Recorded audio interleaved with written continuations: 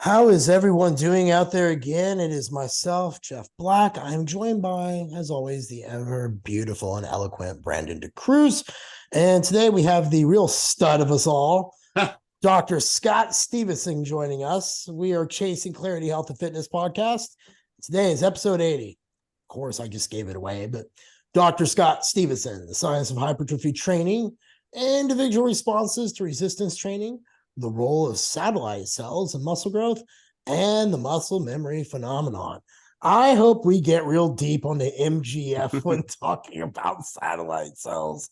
That peptide was always an interesting one to me. But anyway, real quick, guys, let's get into our last 7 days, maybe just a little highlight or two, and we'll get this baby going. So, Scott, I'm going to turn it to you. How has your last 7 days been? What have you been up to other than coming back from like double hips, right?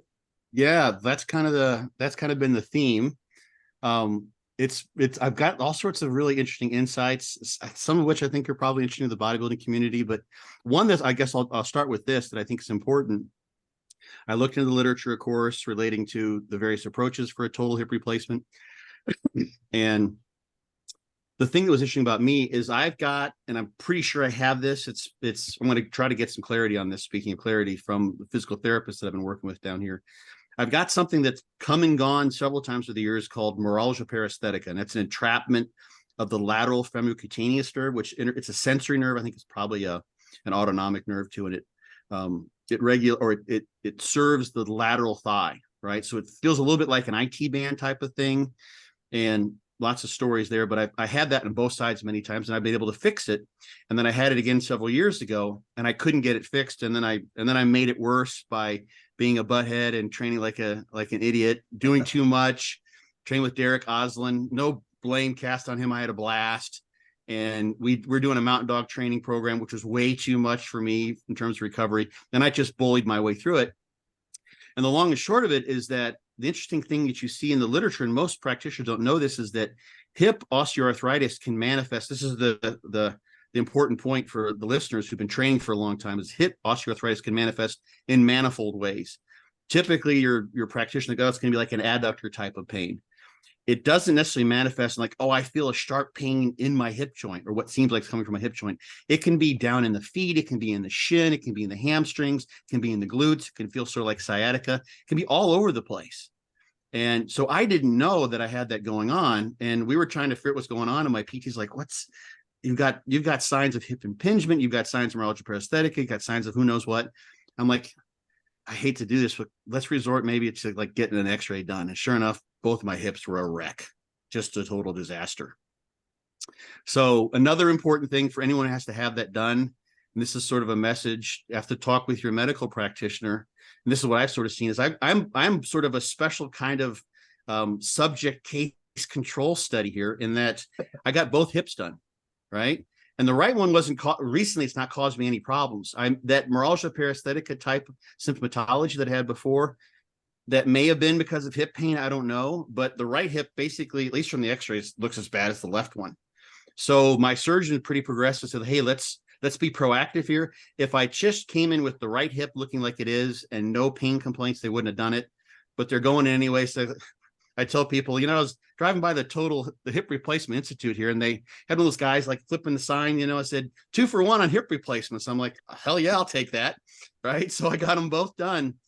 And so basically the right hip is like a control trial, so to speak. It's a control hip. And I had a brand new hip put on, and a hip that really wasn't affected in terms of, I was doing everything normally with that leg. I was limited in my leg movements by the other leg, but very, very well. I hadn't had progressive atrophy due to pain over the course of years of osteoarthritis.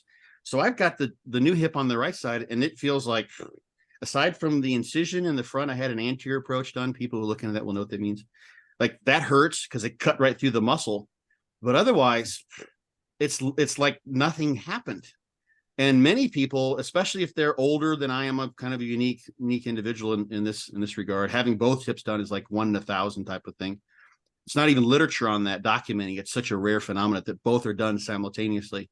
But it's like nothing was there. So the bottom line message that I've been trying to tell people when they ask is, obviously, talk to your doctor, talk to your PT, et cetera, but prehabilitation to the extent possible, because I had a perfectly prehabbed right hip. They put a new hip in, and the surgery itself was invasive, but in terms of my functionality, minimally invasive. It hurts the TFL, tensor fasciolata hurts when I walk, because I got some altered activation patterns, because they cut right through the front of my upper quad, their upper thigh. But other than that, the hip replacement per se isn't an issue, at least for me. And I think many people, the issue really in recovering, at least from a hip replacement, is how deconditioned they are going into it, because they've been atrophied for so long, because they've been inactive for so long, et cetera, et cetera. So that's obviously, it's painful and what have you. But so anyway, and for bodybuilders out there, it's like, if you're getting weird pains, check your hips out. I really didn't have a sense, I was taking glucosamine and those sorts of basic things, but had I known 10 years ago, it's like, hey, your hips are going downhill. And my dad had both hips replaced. My mom's had one replaced. So I have a genetic proclivity for that. But so I would have been much more aggressive with trying to keep my joints in general and my hips. Obviously, in particular, can't really target the hips. Not going to do any direct injections of anything into my hips, at least not here at home. Well, maybe I would have, but I wouldn't tell anybody about it. Anyway, that's just something to consider for people having weird joint, maybe adductor pain or what have you. So get that checked out, because there was not a thing that was right about my left hip per the MRI, except I didn't have avascular necrosis, which is where you have a disruption of blood flow and the tissue starts dying off. So be proactive, and people don't get your blood work done, what have you. It's like having weird leg shit. You've been training for 40 years, doing heavy ass leg training. It's like, you're getting your 40s and 50s, maybe check and see where your hips are, just to know, knowledge is power. So this last week, a week ago, we went into PT, to answer your question, went into PT, and we didn't know, because that neuralgia paresthetic was going away. I was walking pretty normally. Like a week later, I used my walker for like 5 days, no crutch needed, no nothing. And then, because I'm a knucklehead, and you guys would both fall in this category, you got to be careful. I think I'm a little bit different than the average patient, and we did a bunch of work that really targeted the abductors, so that tensor fasciolata, right where that nerve runs and would be and is impinged, I believe. And I set myself back. It's like I walked in there, like everyone, he's like 2 weeks post hip replacement, like look how he's walking, like, and then I limped out, and then I limped for 3 or 4 days. So I have this rule of thumb, like if it hurts in a painful, sharp, injurious type of way, then don't do it. So that's what I've done for the last week or so. After that last 4 or 5 days, I've actually started using a cane, so I didn't have any steps or anything that I knowingly would cause pain there, so it could heal. And now I'm almost back to where I once was. So that's kind of another thought, is like I've come back from many injuries, and the thing that you kind of have to do is like, okay, let's say your shoulders are bothering you and you overhead press to kill you. Don't do the shit that hurts. If you can find something that doesn't hurt, there's a good chance that might be an option for you. Not necessarily, again, not medical advice, but that's what I've done this last week, is stop doing the stuff that hurt and let it heal. And that's the hardest thing for bodybuilders to do, because we want to just, no, I'm going to pound everything into submission. Right. And I have to relinquish that. I'm in my 50s, so I'm not as young and dumb and full of blah, blah, blah as I once was. So anyway, that's been my week. It's been kind of a lesson relearned, so to speak. 100%. But you know what's great about that is that even right after your surgeries, you're already active. And really what we see, and this could even tie into later on in the topic with muscle memory, the largest decreases in muscle mass that we see in any type of literature is mobility research. So Stu Phillips has a bunch of either step reduction studies where they really take people down from a normal step count to really like barely moving, essentially 1,000, 2,000 steps per day. But then they also have e-mobility studies. They've done this out of Texas. They've done, the Dallas Bed Rest Project, and that's where we see precipitous decreases in muscle mass. We're talking, 5 to 10% within the span of a week. And a lot of people, that is the catabolic crisis that Doug Patton Jones used to allude to in a lot of his research. Dr. Don Lehman has carried that on and really educated people on that. But essentially what we see is as people get older, they get surgeries or they get sick, they get stuck into a bed, and they never regain that muscle tissue back because they become so less active due to the injury precluding it or preceding it, and they don't have the right, prehab done, whereas you were continuing to stay active. I'm sure you were training almost up until the time of the surgery, and now Oh after the yeah. surgery, yes, you're limited, but you're still keeping yourself active. You're making sure that you're pushing yourself to do as much as you can within, this stimulus threshold, where it's enough to induce a stimulus where it's going to help with facilitating recovery and rehabilitation, but not too much where we're going past that maximum adaptive volume, essentially, for Yeah. that MRV. I had a I just kind of see where I was. I've been mostly training home in my barn. Really like it, but I went into a gym. I got a membership, and I went to the depth I could, but I did a Smith squat set of 315 for like 12 reps. Holy Lord. Like 4 days Already. beforehand. Yeah, I mean, it was like just to kind of see. If I'd gone in there week after week, I probably could have gotten 15 or 18.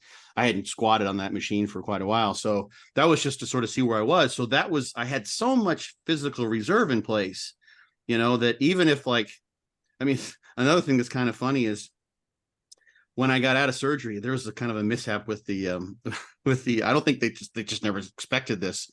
I got a surgery. They bring you up to room, and I was due to be discharged that day because I requested that. So you can go home the same day, at least the way my surgeon is. This varies by surgeon. And so they looked to check my incision, everything's good to go, and they said, "Okay, well, we'll check you out here in just a second. But we're changing shifts with the nurses, so got some paperwork and stuff to do, but we'll get you out of here as soon as we can." So, okay, so you can walk around a little bit if you feel like. I'm like, oh, okay, cool. So I had an epidural done, so I'm feeling nothing. Well, I actually felt my quads felt like I just was getting a massive pump in them. So I started doing like half laps on that end of the ward, right around the nurses station, and I walked for over an hour with my walker. Dear Lord. And I wasn't like it wasn't like I was hiding from them, but I had the capacity to do that. It's like, this feels so good. I don't have a limp anymore, and this is awesome. Well, I went home. They checked me out. They didn't check my incision before I left, and I went home, and I was getting ready to feed the dogs, and all of a sudden, like, what's this? Ah, shit. So the left incision burst open with blood. It was bleeding all over the place. Back to the ER. But the fact that I could do that, this is where I'm getting at what you said. I had the muscle mass in place and feeling minimal pain because the epidural was still wearing off. Like, this is nothing. I'm just walking around. And most of the people in that situation, they don't have that. So, and you see too, if you look at the literature, if you look at the decline in VO2 max, look at the decline in strength, you see that about half of that variability, that variance, can be accounted for by lack of activity, by disuse. Some of it's just an aging phenomenon. It just happens in the latter decades of life. But some of it is simply due to because we don't move as much. So keep moving sort of is the bottom line, as much as you can, stay as active as you can. So, and we could talk about disuse atrophy for an entire show, right? It's a very Absolutely. interesting phenomenon, but yeah, so it's kind of cool. I think this is sort of cool that I'm like this case study. Like, we did a hip replacement on a hip that wasn't causing me any issues, and now we know just, at least for me, what happened. So I've got two different kind of scenarios in me, that I'm totally prehabbed and with a huge fitness reserve, and put the hip replacement in on a hip that wasn't really affected, so to speak, other than looking like a train wreck, and something I needed eventually. So yeah, it's kind of cool. It's obviously it's a nice little rabbit hole that I get to go into. So I'm making it intellectually enjoyable, even though I wouldn't wish it upon anyone to have to go through a hip replacement. But it's cool 100%. stuff. Yeah. Jeff, tell us about your week, my man. Well, dude, I was just sitting here thinking what Scott talked about all that. And that's no different than that hip surgeon. Three of them, like, I want to do hip surgery on you, hip surgery on you, hip surgery on you. And then they all had three different ways they wanted to go about, because I have rods in my femurs. So one surgeon was like, we'd have to remove the rod. I'm like, well, that leg will turn to dust because that rod's been in there since I was like 8 years old. Yeah. So I held off, but I went and saw that spine surgeon Monday. And he looked at my x-ray and my MRI, and he's like, I don't know why they told you that you needed a spinal fusion. He's like, you should stay away from surgeons. So he wrote me a script for PT. And a lot of it is what I have from where I initially injured my hip. I think I tore my glute medius. I was talking to my physical therapist about this, and now it's overcompensating in my hip flexor and my TFL. And when I get sharp, it's almost like that right leg of mine's like locked. So he wrote me a script for PT. He saw where when I'm walking, I'm like more stuck on my right side than my left. So he was one of the coolest doctors I'd ever met, like real Mm. nice, treated me with great bedside manner. And with my bone disease, they always look at my x-rays like, well, the answer is just cut you open because that's what the medical book says to do with a person with OI. And I'm like, yeah, but I'm kind of like an athlete. I'm a cool OI person, you know? Yeah. And so You're very anyway, different than their average patient. Very yeah, different. yeah. And so they're just like, all right. And this guy was cool. He's like, see you in a year and we'll see if it slips anymore. He let me know that the spot. So Scott, what I have is spondylolisthesiosis. Mm-hmm. And so I've slipped to like 25. I'm like right at a grade 1, almost 2 slippage. I'm kind of somewhere in there. But when I lay down on MRI, I'm a grade 1, 10%. Mm-hmm.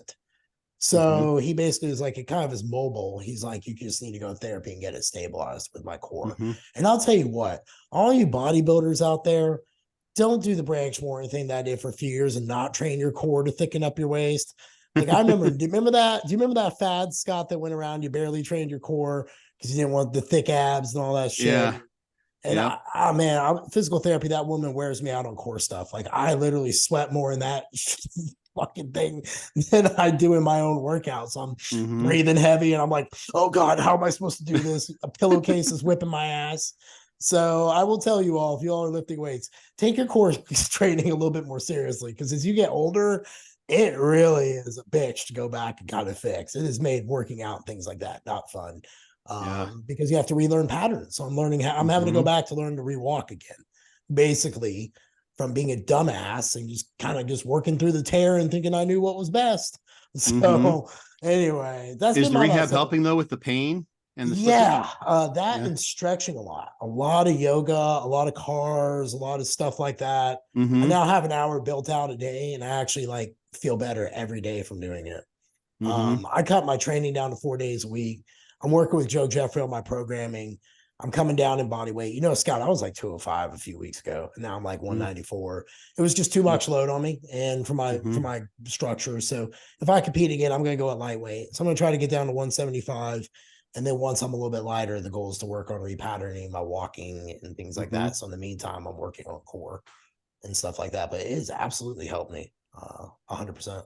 Tell you, that's the thing I was doing when I first kind of got the neurology prosthetic kind of gone, and then we sort of had the setback with PT. And again, not blame my PT's awesome, don't blame one bit, but I call it form walking. So, I was doing it's actually there's another example of something that helps with shoulders where I've demonstrated this many times. It's something I kind of stole from Dante Trudell years ago, but I'd be on a nice flat surface, controlled setting, so to speak, and I would do my best to walk with as normal a symmetrical gait pattern, whatever pace I needed to, so I didn't cause pain, to try to repattern the activation necessary to do that. And I just do like 10 perfect steps, just like sprinting, right? Perfect sprinting, no fatigue, no nothing. And I was doing the form walking, and I literally, people think like, what are you trying, like to moonwalk here? You're trying some slow-mo, like breakdancing shit. What is this? But it seemed like it worked. And it like, right. I mean, I've been limping for like 3 years, Yeah. right? Limping around. So you get totally used to that. And I've seen too, and I kind of add that back, but I have all these, I mean, you've got a lifetime of this, Jeff, in various ways, but all these accommodation patterns where I would just like inadvertently like lean on something, or I'm always standing on the right leg to stay off the left leg. And it's like, I got to continually be mindful of the fact, like, dude, you're totally imbalanced because I've got this subconscious pain pattern that I'm trying to avoid, plus all the other potential pain patterns that are in place too, some of which aren't actually of a biologic origin, so to speak, at the area where I would feel pain. It's because my brain senses there should be pain there, so it persists. So yeah, it's an interesting thing, the way we perceive pain. Chris Ellis is my PT here in Naples, Dynamic Physio, and he's got some really cool videos on his Instagram and his YouTube on the topic of pain. Like there's this really cool, I think this is a video someone else showed, but you can set up a scenario. I forgot exactly how the experiment's done, but you set something up where they have their two hands set out in front of them, and you set up a scenario where they just literally are looking, and there's a fake hand there, or at least they see in their perception, in their peripheral vision, that both hands are there. And then if you take a hammer and slam it down on what they perceive to be their hand, although it's not, it's just a rubber hand, people will perceive pain. There's nothing there, but they still perceive pain. So we have sort of this, if we've been perceiving pain for some reason, we're expecting pain. It's similar to maybe the expectancies of a placebo effect. Then we're going to continue perceiving that pain, even though what may have originally caused the pain in the first place isn't there. And can be a very deeply ingrained unconscious pattern that's difficult to get away from. So I got 3 years of limping around that I got to try to undo, and it's not going to happen in a week. That's it's going to take some time. thing. Small thing. I've got Brandon knows years. I mean, you got to think I wear a 1-inch lift inside my left shoe. Ever have since I was like 12 years old. So that slow subtleness has slowly caused wear and tear and things like that and breaking down. So I've just got to like rehab all that shit. And I don't know if you used it. I got to get to Brandon's last 7 days, but TB 500 and BP 157, those have been really instrumental in like my recovery from those PT sessions where they really grind it out. And, you know, like you leave the session super aggravated, like everything just on high alert, and you can just tell. That was really good in calming it down on my end, but that was just something I played with. I didn't know if you had or not. Yeah, I mean, I of course I always hesitate to recommend people take black market drugs or gray market drugs. Sure, I know, chemicals. Scott. I know you, buddy. Right.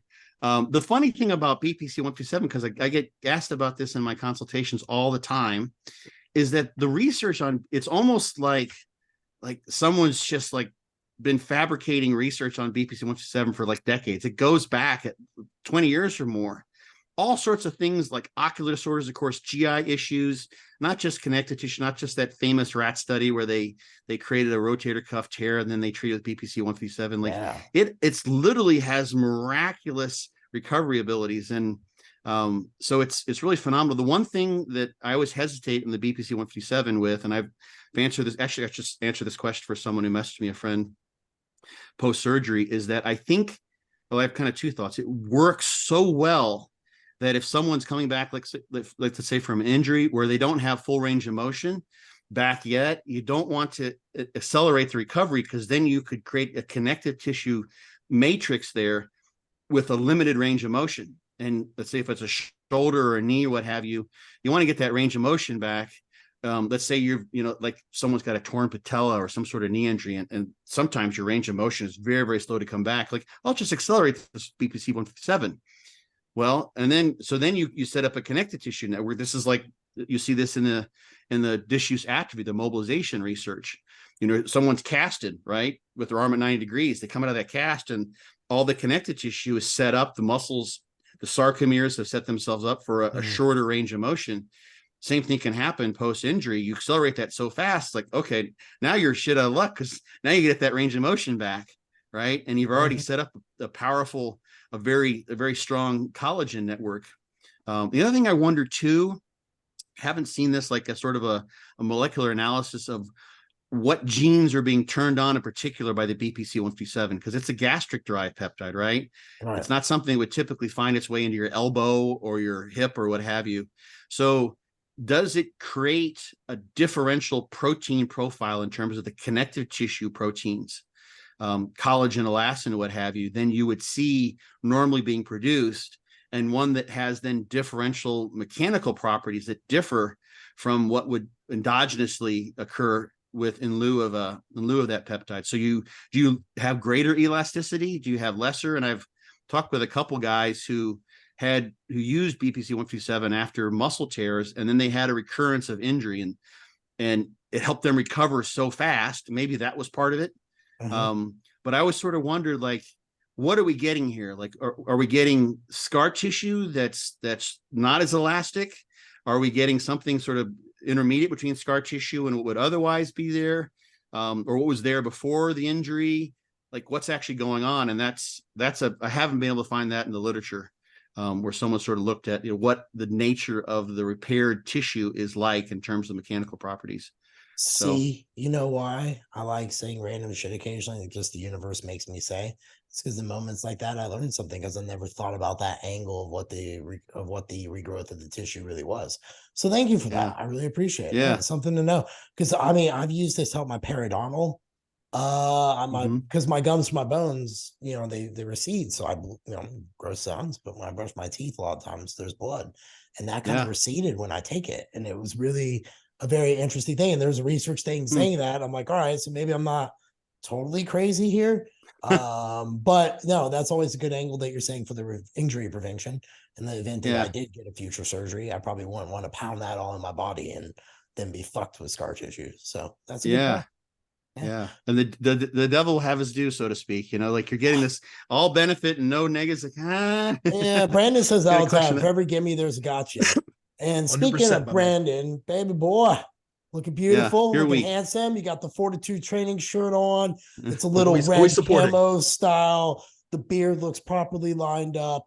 You just look like you're ready to fuck things up. You look There's a like you're little ready. bromance going on here, Yeah, Jeff. it's I'm like he came sensing. for the day. 100%. Listen, he dressed up for this date. I damn well know he did. So I'm a little jealous. Scott normally dresses up for me, but today it's you, and I'll let it pass. But B, how's your last 7 days been, man? Man, it's been an incredible week, and honestly, this week has started off really well with having Scott on. Anyone that has heard me speak at a conference, on a podcast, I've done hundreds of podcasts at this point. I always allude to those. We stand on the shoulders of giants, and Scott, despite the fact that he will not take this credit, he is one of those giants, and he is someone that has impacted me greatly, especially from a critical thinking aspect. So I'm very fortunate and thankful to have him on. I know that we went back and forth a lot about getting this scheduled, so I am appreciative, especially with you just getting out of surgery, you being here. But I'll do a little quick recap of my week, and then I'm going to get us into the topics of today, because I know there was a lot of discussion between Scott and I about topics, and we have some really interesting stuff to dive into this week, guys, that we have yet to cover on the podcast. And honestly, the reason that I waited to have to even cover these topics is because very few people in this industry, and probably no one in this industry, can do it justice like Scott can. Because so we're really gonna give you guys are in for a treat today. But overall, my week has been going great. October honestly is shaping up to be one of my best weeks or best months, honestly, in business so far. And I mean that like more in the terms of like a client retention, client satisfaction, and a client progression perspective than I even do from a financial perspective. Because I think a lot of times, especially with the direction that this industry has went into, a lot of coaches, and I see this in their content, and I see this on their podcast, they become very financially driven and focused over the last few years. And I feel like a lot of the things they speak about, the content they put out, or even like just the I guess impression that they give is that that's the direction that they're heading in. That's really where their focus or their emphasis lies. And don't get me wrong, we all need to make a living, but really when it comes down to it, I really get a lot of genuine fulfillment, from helping clients improve their physiques, improve their health, and improve their lifestyles as a whole. And so, every day I try to wake up and I do a gratitude journal immediately upon waking. So usually it's like 2:30 or 3 o'clock in the morning, because I do get up very early to get on international client calls and stuff. But I always try to give myself like three things I'm really thankful for. And this morning, one huge one was the fact that I'm able to do this as a career, because, Scott can allude to this. Jeff knows this. If we went back 10, 20 years, there was no coaching, there was no podcasting, there was none of these outlets that we could reach tens of thousands of individuals. We have people from all around the country and the world that reach out in regards to our podcast and the content that we put out, and give us, admiration as well as support. And it's really cool to see. So, before we get into the topic though, to really give a little offshoot of that. So before we get into that, I do want to read out a review from one of our listeners of the show named Brianna, aka Breezy SBD on Instagram, who said that we're one of the best out there. She said these guys are so informative and break the science down to the level most can understand. Incredibly blessed to have found a podcast that serves a huge value of info while I do my daily walks. Thanks for all you do, guys. Keep being the genuine people you are. So, I just want to give a shout out to Brianna. She has shared our show many times in the past. So I really do appreciate you sharing that, not only the show on a repeated basis, but also giving us that insight and that feedback, because we really are appreciative of that. And we're more than happy to be able to bridge the gap between information and research and then practical application, because you are an athlete yourself. I see that you're competing, you're big into, squat, bench, and deadlift. So I give you accolades there for not only pushing yourself in a physical capacity, but also trying to level up your education, really listening to shows like ours. But, really when we get into it, I want to get into the meat of the topic. So I had asked Scott to come on today's show to discuss some more nuanced topics and aspects of hypertrophy training that we have yet to cover. And we really want to go through, different aspects of hypertrophy and muscle growth besides like what a lot of people cover. A lot of times we're going to be cover generic topics like volume, intensity, frequency, and it's going to be based on averages. But the first thing we're going to get into is the topic of individual responses to training, aka response heterogeneity. So I'll just give a little background and then I'm going to pass it over to Scott. But response heterogeneity essentially refers to how individuals respond to a certain intervention and also how much these responses can differ between people following the same training program or diet. And so in the literature, we see that the vast majority of participants in training studies respond positively to exercise, whether that be resistance training or aerobic training, and all of them will see some type of positive adaptation. It's going to be in one way, shape, or form. But we do see, and we know this, we see this in practice as well. So this is not just something we see in the literature, but we always have people that are more responsive to that intervention, and then those that are less responsive, and it could be to the exact same training program. However, what we need to realize is that research reports averages. So if you were to only read an abstract of a study, you're going to see the group means or the average response the group had as a whole. But the way different individuals respond to the same intervention can be all over the place, which can often be seen. Like if you guys look at a scatter plot of the data, you'll see high and low responders. Then you'll see like the average, like all where they're clustering essentially. But there's always going to be outliers. And this is what we see as coaches. We see this in the real world with our clients, where this is really like where the utility of individualized coaching that Jeff and I have covered many times on the podcast. This is where like really looking at clients as an N of one, as an individual, and really catering our programming in a manner that suits them best is so advantageous because, yes, research points us in a great direction, but it's not going to be applicable or appropriate for every single person that we work with. So on today's show, I wanted to bring Scott on to dive into this topic as research is a great starting point, which points us in the direction of how the majority of trainees will respond to different variables within their program, whether that be volume, intensity, frequency, loading zones, and rep ranges, or any of the other programming variables that we would utilize in our training. However, on the individual level, there are always going to be outliers. So I wanted to go through some of the differences we see between individuals in research studies. So before we actually get into the meat of the topic and the research on individual response to training, Scott, one thing I really want to get your feedback on, and I know this is something you've covered in detail in terms of like some of your presentations you've done. You've done stuff like, I know you've done a presentation called Why You Don't Look Like a Pro, and you've spoken about this probably in more detail than anyone else. You really have shown a light, and this is actually a lot of the information that you put out, and I've obviously seen you speak multiple times over the years. This is kind of what got me interested in the topic of response heterogeneity, which a lot of people, they don't even know what the term means. So it really is individual responses to training, diet, and stuff. But I really would love to know, before we get into the research and we really dive into this, what are the, what benefits have you found from doing so that you've been able to, like, looking into this research? What benefits have you found in looking into individual responses to training or diet that you've been able to use in practice, but also there's a big component also in writing your books, Fortitude Training and Be Your Own Bodybuilding Coach, because there's a very individualized aspect. You always allude to the fact that we should be our own Buddha, but a lot of things that you speak about, like if anyone, and I really do encourage people to go and read Dr. Scott's 2 phenomenal books, but a lot of times you'll talk about what the overall body of literature says, but then you always give a caveat in everything that you write, and you're always talking about, well, this is what we see on average, but we see such divergent responses to training, to diet, to glycemic index, all these different things. And I would love to hear what benefits that you have garnered from doing so. Yeah. So one thing I want to get out before I more directly answer your question is, it's kind of a bummer for exercise science that it is such a soft science, so to speak. The origins, and this happened when I first was getting into graduate school and looking into becoming an exercise physiologist, is that most people were doing animal work. And the advantage with animal work is that you've got rat strains that are highly homogeneous in terms of their genetics, right? You're going to get a very, very, but even there are some heterogeneities there, but if you select your rats, and it's funny, like when they do animal treadmill running studies with rodents, there'll be some that want to run and some that don't. You put them on a treadmill and they have a little shock grid behind, and the animals, some will run because they don't want to get shocked, and some say, I'm not running, I'm just going to get shocked. Those ones they get thrown out. Those are gone.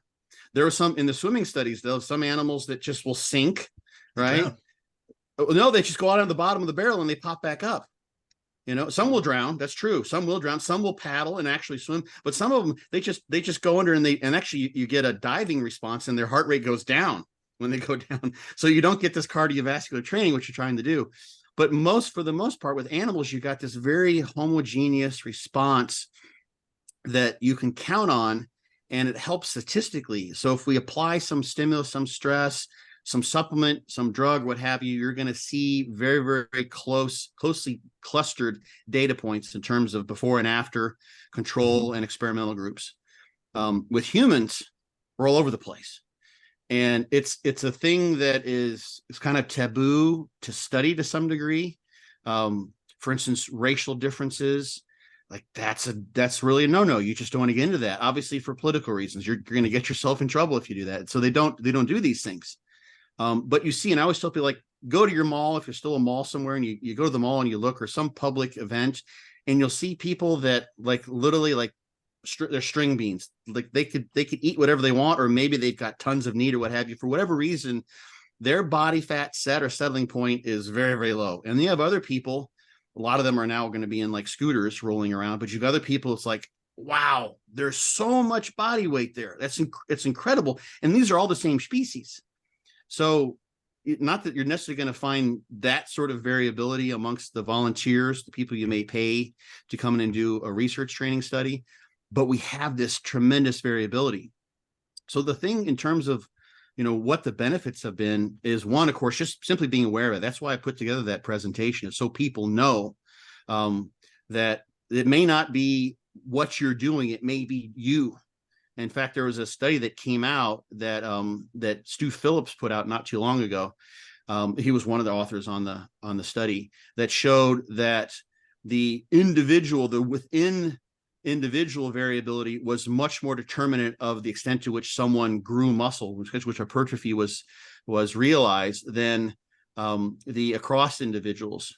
So basically, if you train someone, and we see this a little bit, we'll talk about one of the studies that sort of points to this a little bit, but you see that if you're a responder, you're going to be generally a responder for the most part, not necessarily, but, and you're going to, this is the main thing that determines whether or not you grow muscle very well, is you. The same thing is seen, for instance, in responses to maltodextrin versus a white bread, in terms of, that's one of the things in one of those talks. And you see that the individual is more predictive of whether there's a difference there than what you see across individuals. So in that particular study, this one is relevant to carbing up, or finding the right carb that might work for you, carbohydrate might work for you, is if you look at the glycemic response curves to white bread versus maltodextrin, you would think, well, those can be used to determine a glycemic index standard, so to speak. Glucose, maltodextrin, white bread, all have been used, but the curves are all over the place. They're not just these nice inverted U curves that kind of come up and come down. They vary all over the place. When you have the same person, give them two of those two carb sources, the curves are crisscrossing in different places depending on the person. It's all over the place. And there's various things, the microbiome, their body fat, their activity, the recency of their activity, all these things can play a role. So just knowing, for instance, like, my coach told me I should take yohimbine. That's another one I talk about in this talk, is like, and I just can't sleep on yohimbine. It's working. I'm feeling something, but it stays in my system, seems like, for an eternity. Knowing that the possibility that you just don't metabolize yohimbine very well, or if you do, it's having negative effects on your ability to rest and recover, that's gold right there. So recognizing that, although everyone says, hey, you got to squat, or hey, you got to use this, that, and the other, or hey, this is the way to train, and it doesn't seem to work for you, being able to step outside the box, so to speak, and question it and say, you know what? Not that everyone's a snowflake, but we are kind of, but don't say, well, I'm special, I need to do something different than everyone else. But it's very possible that you do. It's very, very possible that you do not match the average, the mean. And so when it comes to the studies, this is the thing that's so difficult for researchers. We'll talk about the Barcelos and Damas study pair, which is why I love these guys so much for having done this, is what you see having no effect or having a particular effect on average statistically may not be relevant whatsoever for you. So a study may demonstrate something, or someone says you have to do this. This is how everyone's always done it. It may not be relevant for you whatsoever. And this is applicable to all aspects. So we have to realize today we're going to everything. Yes, we're going to really cover hypertrophy training because we have a very hypertrophy centric, group. However, like Scott, just like you alluded to, there are, variable responses to everything. So nutrition, we look at the Zevi study, which looked at postprandial glucose, glycemic responses. A lot of people, it's very interesting because if we actually looked at the glycemic index, from the 90s, we would see that essentially, a banana having a high fructose content has a lower glycemic index. That's what we would see on this chart. But when they've tested it against white bread, or they even tested against ice cream and things of that sort, there was individuals that had markedly higher glycemic responses to a banana than they did white bread, which if you just were to look at just like individualized data, or you were just to look at like individual studies, you would look at the glycemic index and the glycemic load studies and things by Holt and colleagues from the 90s, and you would say, there's no way. But 20 years later, they just prove these things. And that's why, any of these theories in isolation, whether it be volume, whether it be frequency, whether it be intensity, we can't disregard the interaction effect of all these variables. But the same thing with nutrition. So now we look at glycemic index and we kind of do away with that because we know that, your baseline level of activity is going to impact that. What you pair those meals with. So does it have protein and fats, which are going to slow the glycemic index of that meal? The actual load of the carbohydrates, so the glycemic load. So glycemic index times the number of grams of carbohydrates in the meal. There are so many other variables. We see this in aerobic training. We see like in the Heritage study, which was from Bouchard in the 90s. We see in that study that about 50% of the variance in VO2 max, increases were due to, genetics. And also we see the baseline average was about 400 milliliters increase in their VO2 max. There's some people that were 1 liter increase, so 2.5 times the average. And this was over a study that was 700 individuals, and they actually utilized a lot of families. So we see this genetic inheritability essentially. So there are so many things that could be categorized into response heterogeneity or individual response to things, that this is where we really have to dig a little bit deeper. And this is why I want to get to the next study that we're going to go over. And I know you're very familiar with this. So first, I'd like to, dig into the topic of individual responses, specifically to loading zones and rep ranges. As over the past decade or so, we've learned a lot about how modifying our loading zone and rep ranges impact hypertrophy outcomes. So when, just to give a background on the overall body of literature, when we look at the topic of loading zones and rep ranges, we have found that, we can achieve similar levels of muscle growth from both high load, lower rep training, as well as we can from low load, higher rep training, as long as both are taken at failure and these sets are equated. So much of the research we have finds that sets between, say, 5 to 6 reps on the lower end and then 30 to 35 reps on the higher end, and lead to equivalent hypertrophy outcomes. But these are the study findings and research reports averages. So just because on average we see similar gains in muscle from low rep and high rep sets doesn't mean that everyone will respond in that manner. So Scott, I'd love for us to be able to get into some of the most recent research that I know you're familiar with. It's by Carnero and colleagues, in terms of how individuals may differ in their response to different rep ranges and loading zones. Yeah, so it was a fascinating study, and just to comment on your intro to that, it's the thing that I wish we'd see more of, as they did in this study, in the Carnera study, and in the Dama study eventually, is representation of the individual data points. We're seeing that more and more and more because we're seeing the value in that. That used to be done back in the day, like the 60s, 70s, 80s, because they had so few subjects. You'd often see like the initials of the subjects, because and oftentimes the initials would match with like half of the authors because they were their own subjects as well.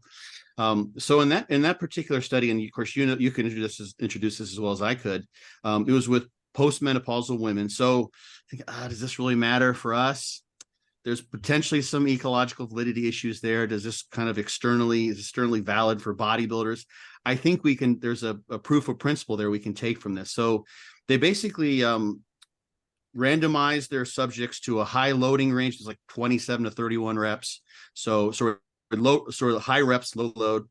And then was it 8 to 12, something like that was the heavy loading. They worked them up to like, what were they were doing leg press, knee extension, hamstring curl, and calves up to 3 sets twice a week. And so decent volume. They kept the volume pretty much the same. They didn't try to equate volume. That can be kind of an issue because it won't necessarily be the same if you keep the sets the same, if you look at the workload. Yeah, so they equated volume, but they didn't equate volume load, is what you're alluding to. Exactly. Equated volume in terms of number of sets. Exactly. Yeah. So, and what they found then, of course, is that there were some better responders, those who responded better initially in the first 12 weeks of training, and those who didn't respond so well. And then they gave them, I think, a week or two break, and then they switched them over to 12 more weeks of the core of whatever loading range they hadn't used previously. So if they were doing heavy loading, they went to low loading, or vice versa. And what you saw when you looked at the good responders, initially, those who were above like 3% increase in muscle cross-sectional area or thickness. No, it was a DEXA measurement. Lean body mass. Of lean, yeah, the lean fat bone-free body mass in the thigh in particular. So not really body mass, but body mass in the thigh body mass. And those individuals, with one exception, all demonstrated from the first 12-week block to the second 12-week block. These were the good responders, better than 3%. The law of diminishing returns. They all went down. They all did quite well. But these are the ones you think, okay, well, they're just more responsive.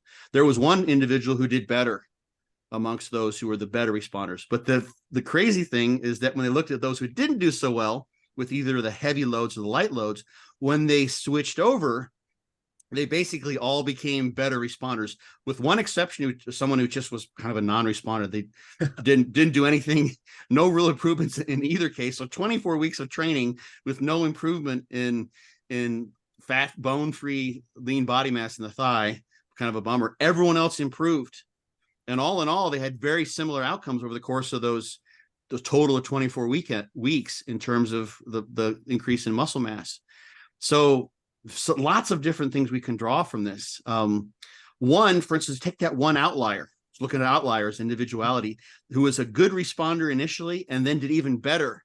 And I think that person went from heavy loading to light loading, if we're calling. I've got the plat here. I could look it up. But for them, they didn't follow the law of diminishing returns. You would expect the second 12 weeks, they wouldn't have done so well. They actually did better.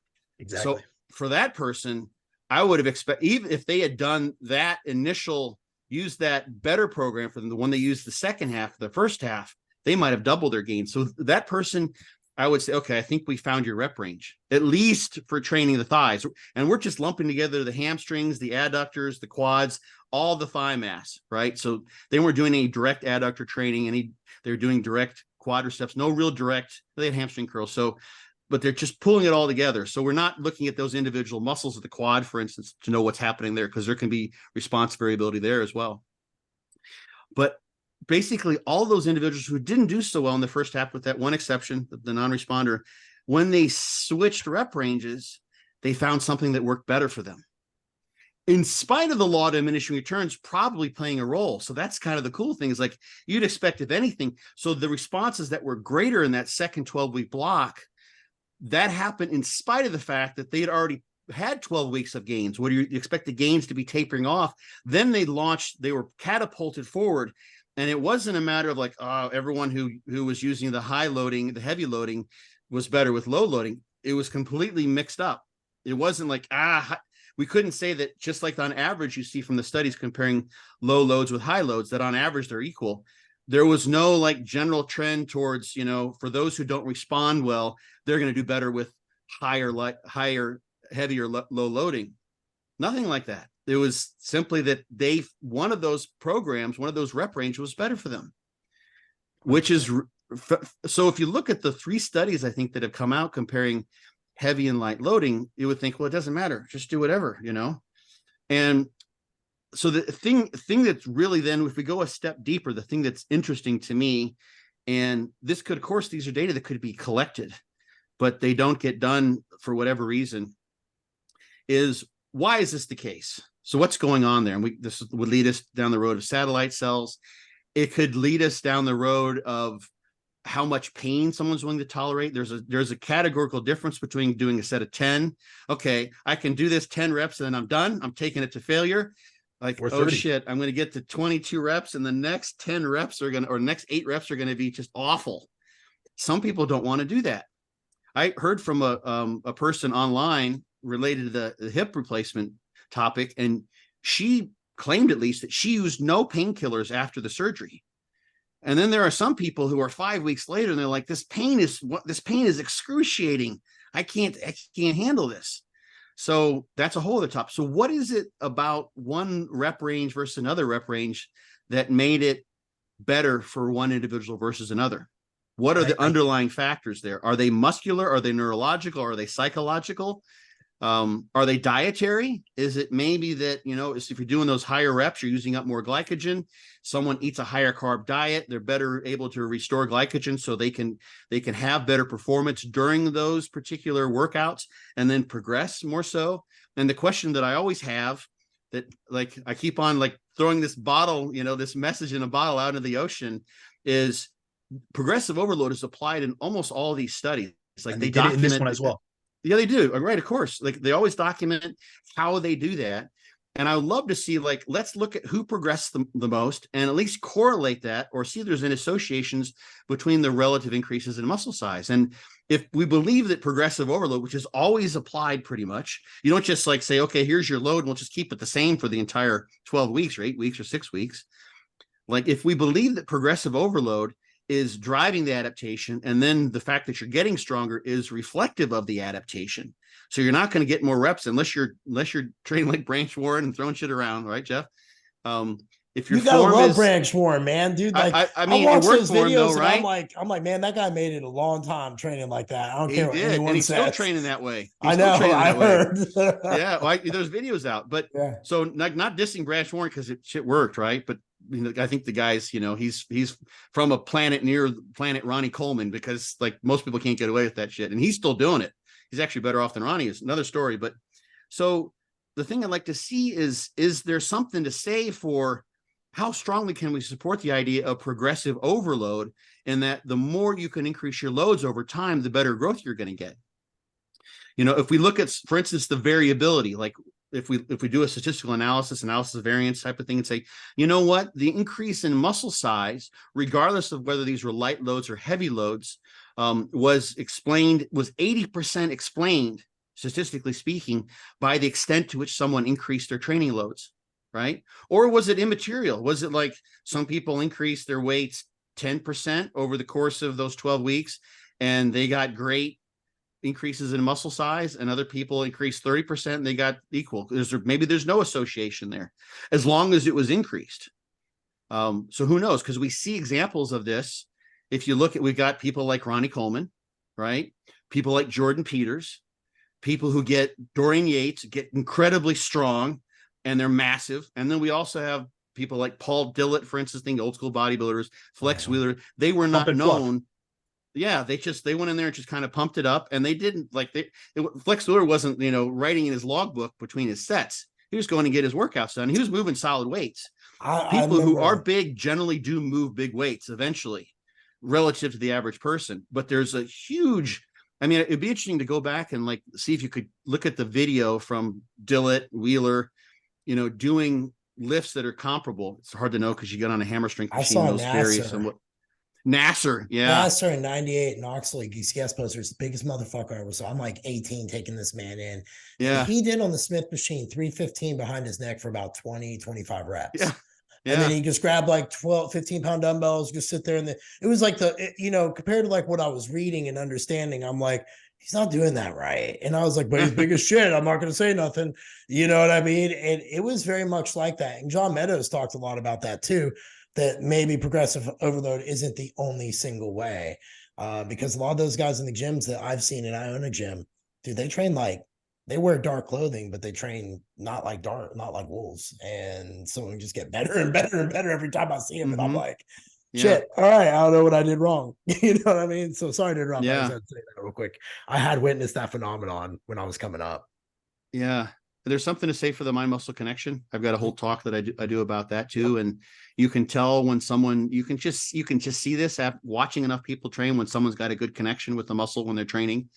Right. And it could be that, I'll take a step back here. We know on average, of course, that you can grow from very light loads and very heavy loads. Right. Uh-huh. And I have this sort of model in my mind. I need to do a talk about this. So I've sort of plotted this 3-dimensionally, Mount St. Hypertrophy, I call it, right? And if you look across from about 30% of 1 rep max up to maybe 80-85% of 1 rep max, you can get growth, at least on average. Maybe not everyone, as we see from the Carnera study, but on average, that amount of load is enough as long as you're pushing towards failure to produce muscle growth.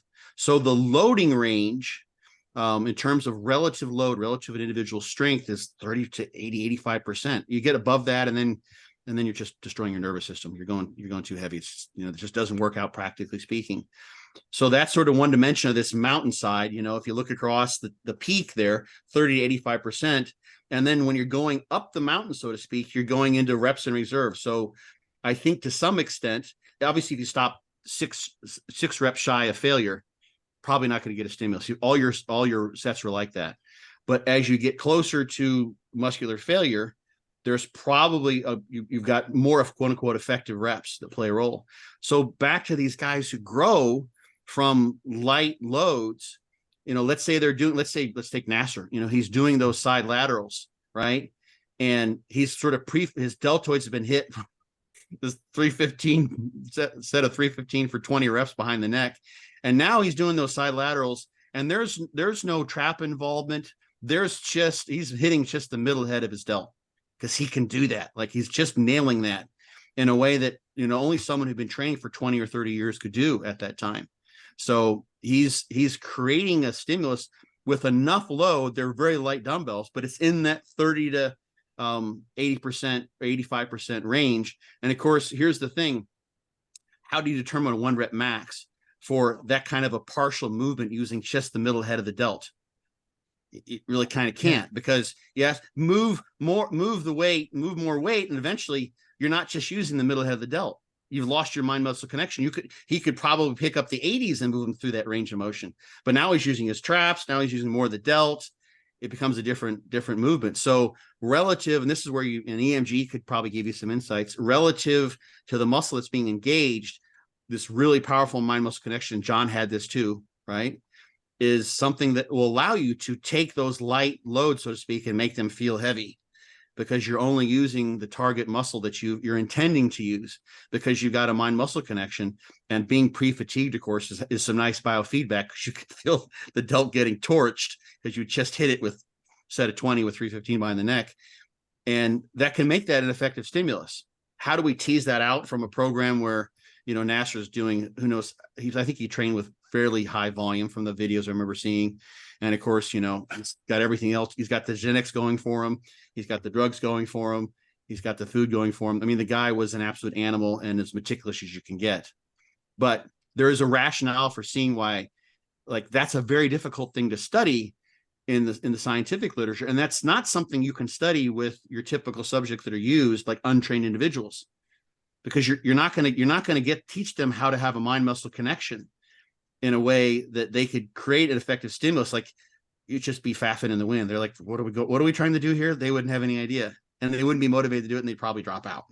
Right. And so I think that's a huge thing. If we go back, yes, physiologically, we see average responses to the different loading zones and rep ranges, but I think also we come from being in the trenches. So I think a huge thing as a coach is we cannot discount a client's personal preference, as that's what's going to keep them motivated to train and actually putting in high degrees of effort. And what does that yield? We see that high degrees of effort yields they maximize motor unit recruitment. So really, if you're doing a rep range which you feel highly motivated by, and you're someone that likes training in moderate rep ranges of 8 to 12, you may be able to maximize your results just training in that rep range. However, if you're someone that doesn't like high loading and you want to go 27 or 31 reps within this specific study, maybe they got better results as a result of that. But I'll tell you personally, what's interesting about the high reps that they still got, they got equivalent outcomes, is I personally, like with a lot of my clients, I find that a lot of them struggle actually getting to failure with very high rep sets due to like the accumulation of metabolites. We have hydrogen ions, we have lactate,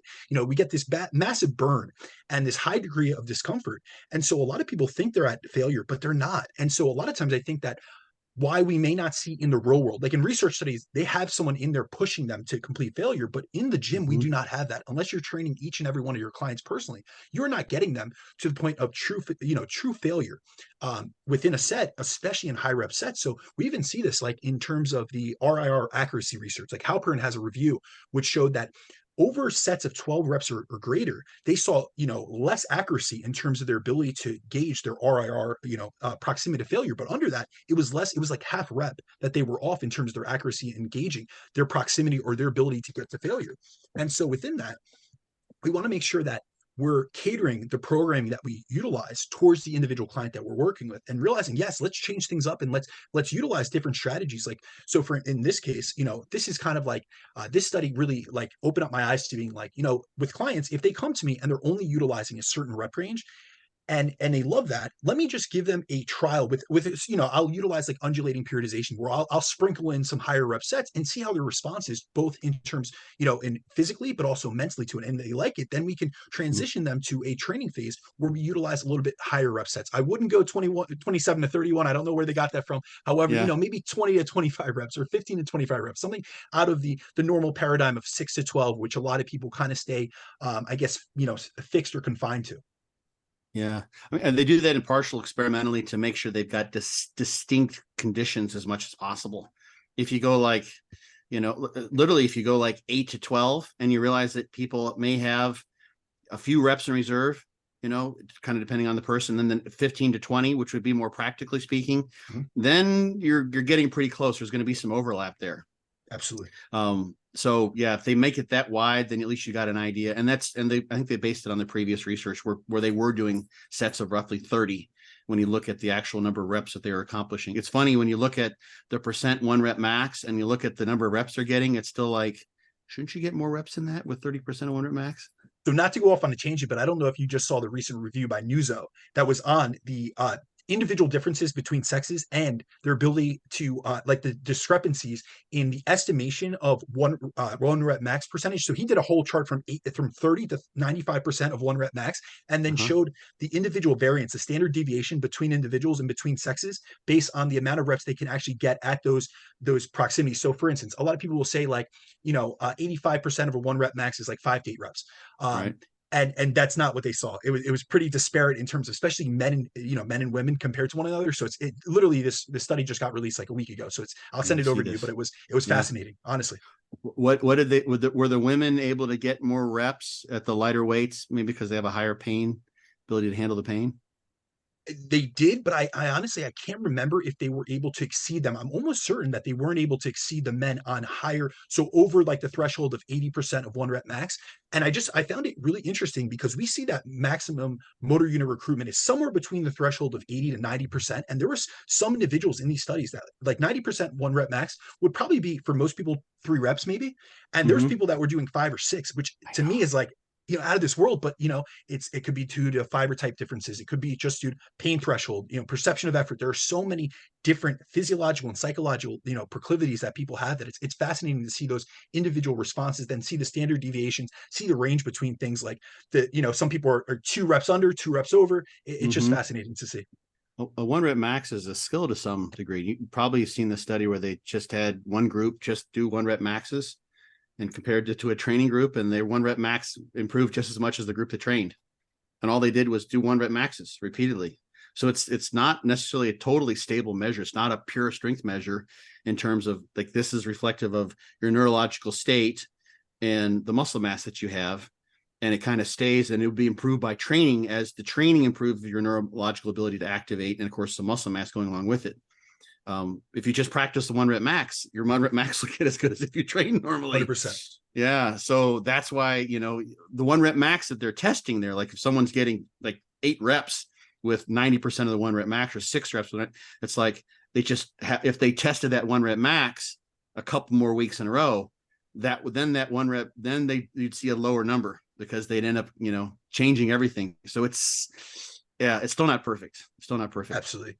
All right, so we're gonna move on to the next topic, and this one, this is one of my favorite studies. This is something that I got from you originally, and it's how do different individuals respond differently to different training frequencies and training volumes. And we're gonna go on to one of your favorite studies, one of my favorite studies, which is by Damas and colleagues from 2019, which actually you spoke about at the last PEC presentation that all 3 of us presented at. So I would love for you to take us through the study design and then what they found in terms of individual responses.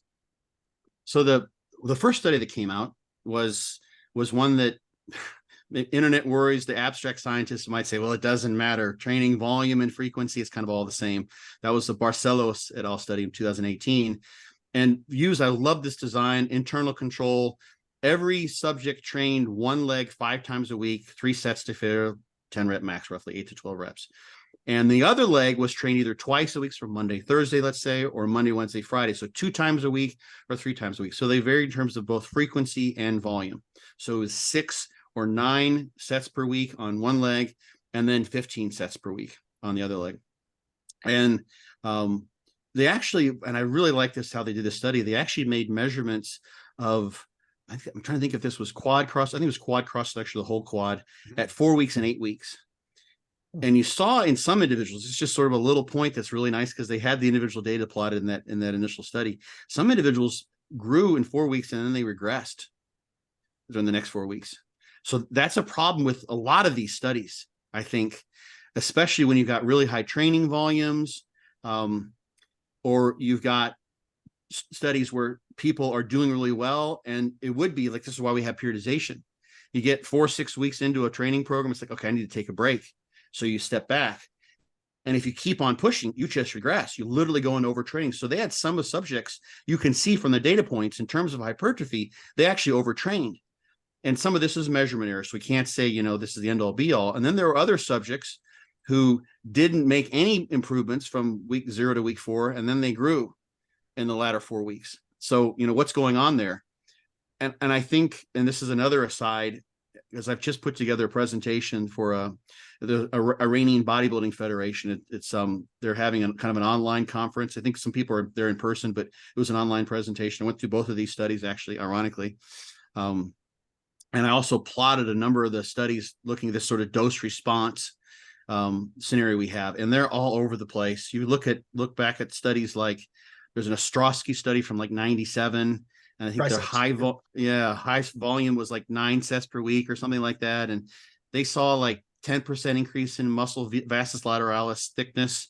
And it's on par with the studies where they're doing like 32 sets or 38 sets or 45 sets in one of Brad Schoenfeld's studies. And they're doing like 1/5 as much volume, and they're showing the same relative increases in size. And I wonder, in some of those studies, you see kind of an opposite phenomenon, as opposed to someone who sort of overtrains in the second half. Is like, if some people are like, you know what, we got 8 weeks of this shit, right? I think there's got to be some sandbagging going on if they're training to fail. There's just no way in my mind that anyone can truly train to failure, like your life depends on it, and do 45 sets. And of course, some of those sets are not direct. If you're training the triceps, they call that if bench press is a tricep set over press. Go ahead. So you want to say something? If we go back to the Schoenfeld study, just to really tease out this, because a lot of people use this as, I guess, evidence for higher training volumes, up to, the 30 to 45 sets per week group grew the most. And they looked at bicep, tricep, and quadricep hypertrophy, I believe. And really, when we see, they didn't train the biceps and triceps directly, it was all through compound movements first and foremost. So it's the counting of volume. We have to realize that in the literature, they count volume in a different manner than we would personally. So for instance, a set of bench press is going to count, in our minds, generally a set of chest work. However, in the literature, it's a chest exercise. Absolutely. But in the literature, Scott, you know this as well as I do. They count it 1 set for chest, 1 set for deltoids, 1 set for triceps. So say, we just do 10 sets of bench press or pressing movements, and then we do 10 sets of an isolation push down exercise, whether, it could be overhead, it could be, row push downs, whatever it may be.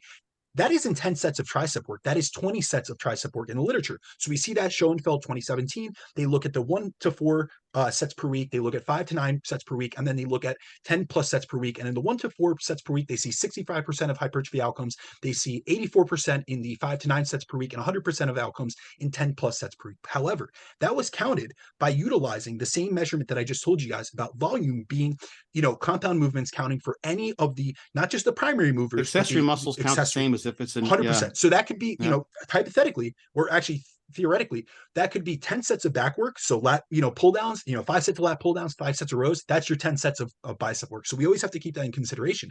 But if we actually look into the Schoenfeld data, what they utilize, and all these designs, you look at all the designs that really show a really high advantage to 30 plus sets per week, they utilize a different scheme than many of us would do. So they were utilizing 60 to 90 seconds rest per set. So if we actually look in the literature on rest intervals, you look at Schoenfeld's 2015 study, 3 minutes rest versus 1 minute rest, we see better hypertrophy outcomes in the quadriceps and the biceps from 3 minutes rest.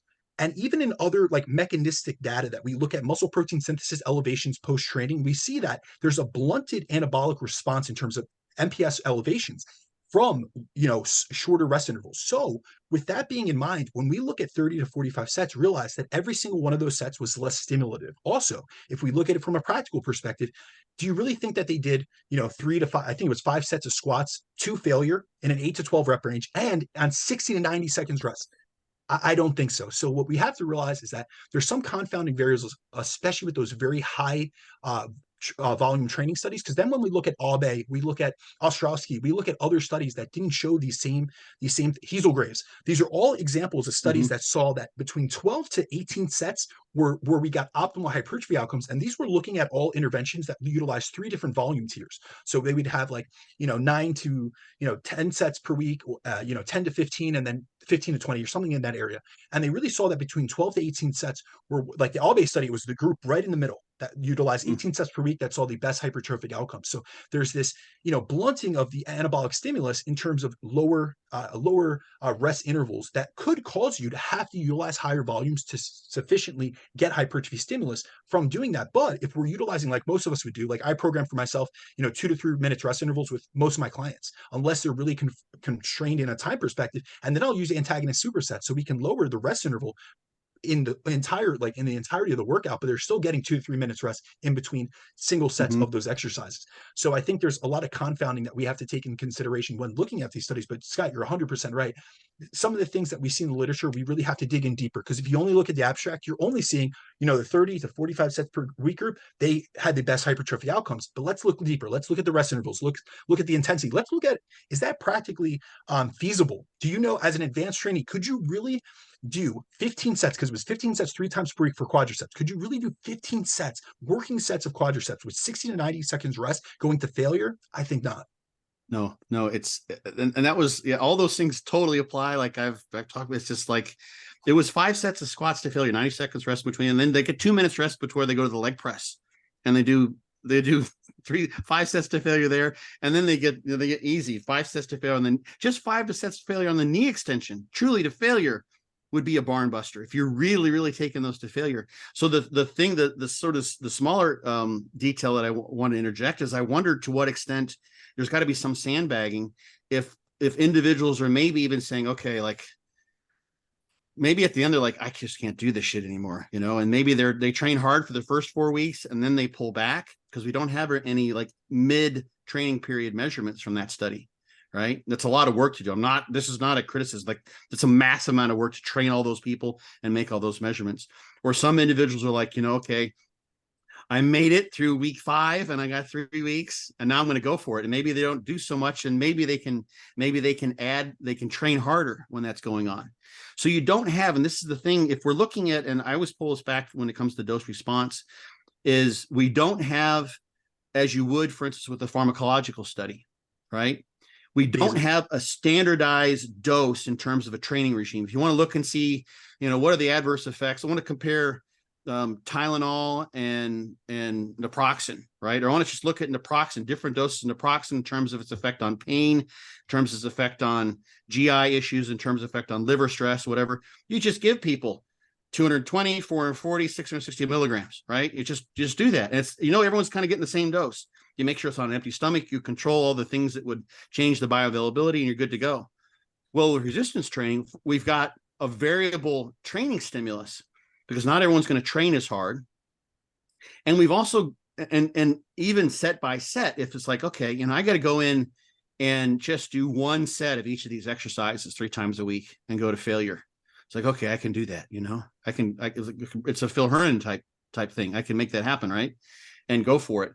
But if I got to do 5 sets of each of the exercises, and you're here's the thing, I'm just trying to imagine this. You come back on a Wednesday, and that's when your muscle soreness on average is going to be the most, and you got to do that shit again, and you just keep on beating yourself up. Then each of those sets are they can't be the same as if you're doing just one set for each of those exercises. It's just, so it's not like we're comparing like 1 naproxen sodium or 1 pill or 1 dose of a given drug. So we've got that variability, and that you just can't get people to do that. And this is why, for instance, for my PhD, we actually used eStim to study muscle growth, because you control that. It's non-voluntary contraction. Doesn't matter if they're having a shitty day, if their girlfriend just broke up with them, if they're, super excited, I'm just changing the current on the E-stim machine, and we're controlling force. We're doing progressive overload. It's completely devoid of any psychological interactions. What they're doing outside of things can make a difference, but at least in terms of the training stimulus. So we've got that issue with the dose response, and then on top of it, of course, we got all these individual biological individuality issues to deal with. You know, as to whether someone responds better to higher load or lower load.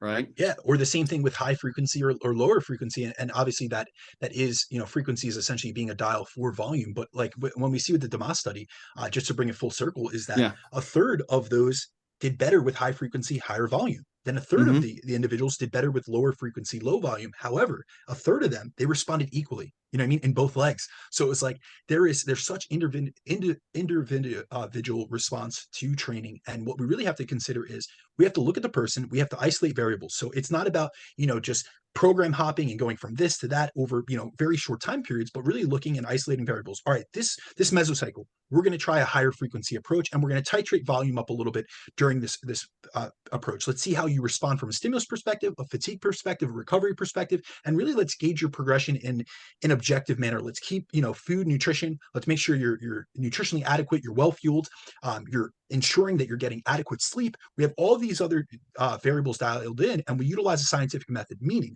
that we change one variable or one or two variables in isolation and we gauge the response, rather than what a lot of people do. And I'm sure, Scott, you've seen this, where they throw everything at the wall to see what sticks. Kitchen sink approach. So it's I'm going to change my frequency, my volume. I'm going to go to length in partials, all these things at the exact same time. I'm going to go to failure every set because of the recent meta-analysis by Robinson. I'm going to use the Schoenfeld data or even the Bas-Val data. They showed that in both the quadriceps and the biceps, 12 to 20 sets per week was as equivalent as 20 plus sets per week. So let's utilize that. And it's like, instead of getting Mount St. hypertrophy, like you alluded to, they're getting like a clusterfuck, essentially. You know what I mean? They're throwing everything they can, but they are not able to isolate each of these variables. And that's a lot of times with my clients. I'm like, listen, I'm going to change one thing this week. And I really want to see how to be able to gauge a response. Because if you throw everything, to see what sticks, you're never going to be able to decipher what did that. Was it a drug interaction? Was it an increase in volume? Was it in, a dissension in RIR? So going to a higher intensity. Like when you have all these variables that are interacting with one another, but you're not really seeing what is doing what, it's really hard to get, I guess, diagnostic criteria or really be able to see what is really leading to the outcomes that we want, or is actually causing an impairment in the response that you want. I'm going to tie the two main things you just covered there together into one thought for the listener. So first, in case people lost, because you and I, we know this literature, we're just bouncing around all over the place, but it was that Barcelo study, the 5, 3 or 2 times a week. And they went and very smartly looked at the individual data, and they just compressed the 2 or 3 times a week, so the lower frequency, lower volume, and compared that versus the 5 times a week. So 15 sets versus 6 or 9 sets. And that's where they saw 1/3 did better with the higher versus lower volume, higher frequency, lower frequency, or 1/3 the other way, or 1/3 didn't matter. So if someone really wants to know, like if someone's really, let's try to figure this out, this can be done. You could just look at high reps, low reps, do all your leg training, with high reps, low reps, unilaterally. Like, so you're doing sets of 6 to 10 or 8 to 12 on a leg extension, on a hamstring curl, on a leg press, on your lunges or Romanian split squats, whatever you do, and then do the other leg with the other approach. You could do that, or come in and add an extra leg day in just for one leg and see what happens, and follow that out for 2 or 3 months and see if your legs look different. Right? You can always reverse that eventually. 100%. It was funny when I did my training with my PhD, we just trained one leg. So we had a control leg. We used this same experimental design, and we just let the individuals, and this is a weakness, but it's kind of the best we could do, is we let them continue to train on their own. And we sort of, ensured that they were doing the same training, because these guys were all resistance trained. And they got such good growth in the leg that I was training that literally some of the guys started coming in like wearing long pants, because the one quad was getting so much bigger on the one side. And especially they were embarrassed because when they get done with the training session, the quad was all pumped up and they walked out and they looked like oh my gosh, I got this little itty bitty quad. I'm like, I look like a fiddler crab with this one giant leg. It's And this almost one like little someone itty bitty broke their leg. leg and had the atrophy from having Yeah, being in the literally. I mean, cast. relatively speaking, and they didn't want to see that. We had one guy that increased his quad cross sectional area 22%. Dear Lord. Yeah, Have, and that's a lot. That's a Scott, not lot. to go in, I mean, this dives into individual response, but have you ever looked at the Hubel study 2005 and the individual responses? There Yeah. was one individual that saw a decrease in biceps cross-sectional area by 2% and one that saw an increase by, I believe, 59%. So look at the Hmm. discrepancy of that. It's so massive. The Yeah. average person gains, I think, 15 to 20% on a bicep cross-sectional area utilizing the same training program. And what's really interesting about that study is if you actually just look at the abstract, they do see that there's individual responses, but they say that men and women respond very similarly in terms of relative gains Hmm.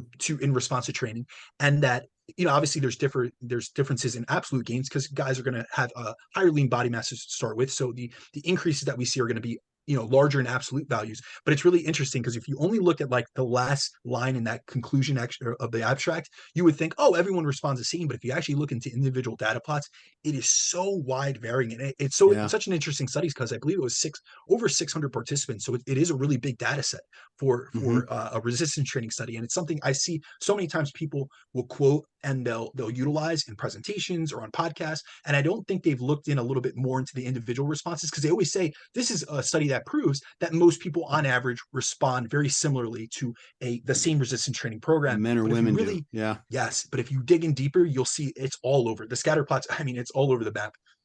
And I remember in particular, I think I'm thinking of is the same day they also had strength improvements, and there was a nice, normal curve for men and women, and then there were like these couple of these crazy outliers, right? They're just way off, like 100% increase in strength, and I always wonder, like, how does that happen? Like, why would this be? And this is something that's kind of applicable too. Like we have a thing in bodybuilding, like 300 pounds is like the holy grail, right? I want to get to 300 pounds. That means you became massive, right? Or benching 315 or benching 2.25, whatever. And I wonder if there were some individuals very goal directed and they just said, their knee extension was 100 pounds initially, and they gained strength really, really well. And they just had it in their head. They wanted to get 200 no matter what. And that's why they had 100% increase in 1 rep max, because it was just a numerical thing, because they just dangled that carrot. Like I can have doubled my strength in 12 weeks or whatever it is. Why does that happen? And I think that's at play all the time. You see, if you look at the Wernbaum review study, looking at different types of resistance training, and if the response, if you look, it's across studies, right? And they compared frequency and volume, and you look, some studies, like, I feel bad for these researchers. Some studies where like the average increase in muscle size was like nil. That happens, a good amount of the time. And there are other studies where the increase in muscle size was just tremendous.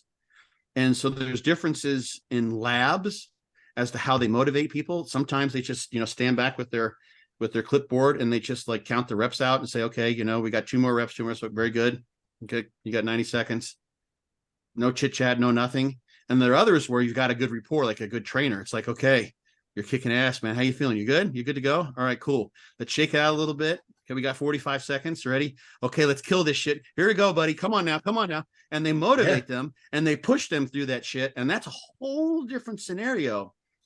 And that, I think, that can mean with a given, there's an interaction there with their routine. So if you're trying to do 45 sets in a week, you do that with someone and they can get buried. And I don't know 100%. how they do this in Brad's lab. I have no idea. So again, like Brad's study is really, really nice. I love the amount of discussion that it's prompted, right? Mm-hmm. But I think if we're talking about sandbagging, we're talking about just what's going on in that research setting, is that if you are stepping back and trying to very, very smartly, scientifically eliminate the motivation idea. And Brad just came out with another paper demonstrating that encouragement does make a difference in terms of muscle growth. Absolutely. You saw that, right? We want to eliminate that. So if you take, another study would be really interesting is you take a high volume training regime, and in one group, you're just sterile. Like let's say you get behind a mirrored window, you talk to them through a speaker. They can't even see you. And they're like, I'm just this rat in this cage, me and the leg press, and I got to try to go to failure. This just sucks. They just got me in the little box and they're filming me. And the other one is you got like 3 people there, encouraging you, hitting you on the back, bringing you some water, Water's always available, but a they're good offering looking female there as well. We've hell seen a lot yeah, of, hell we yeah, see come on, elevation of testosterone. right? We see that men actually, there are some research studies that look at like their survey data, and they see that men actually preferentially, many men prefer training with women. It's more of a Yeah. motivational status. It's going to increase testosterone. It might just push you to work harder. And I think really I love what you're alluding to is the motivational status, the surrounding that you have. It's not only people around you, the atmosphere of the gym or the training environment that you're in, but we can also look at that in a more real world setting beyond the lab. We can look at coaches that are really people that are individualized in their coaching. They're really invested into their clients. Like they care about them.